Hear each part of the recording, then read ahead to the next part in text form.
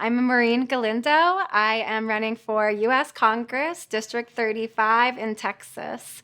I'm a single mom of three, a marriage and family therapist, and I've been doing housing justice organizing work for the past 10 years at a grassroots level. In that time, I've helped build 3 tenant unions. The first one of those being Soapworks and Town Center Apartments, now known as Soap Factory. That was my first home as a single mom.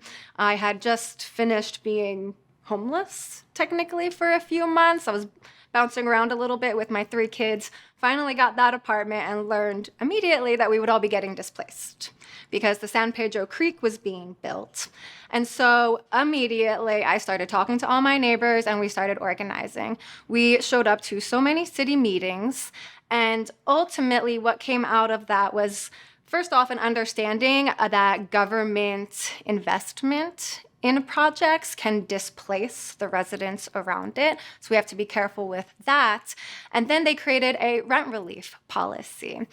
That rent relief policy I fought my way inside of, forced participatory policy-making processes so that we could oversee the distribution of the funds and make sure it wasn't just being given away, but that it was being ethically distributed, and that we could get feedback on what displacement is like to create more systemic solutions than just rent relief. And now what's happening with Soapworks Apartments is that billionaire Graham Weston is kicking everybody out and demolishing it all for some luxury high-rises of his and a minor league baseball stadium. All of this either on our tax dollar or else he doesn't have to pay any taxes for it. I've also been doing organizing work with Tenants Union of San Antonio, TUSA, that is all public housing residents, and primarily for the past 7 years we've been advocating for safety and security on all public housing properties because the way that they get treated is pretty awful. And the way that Opportunity Home San Antonio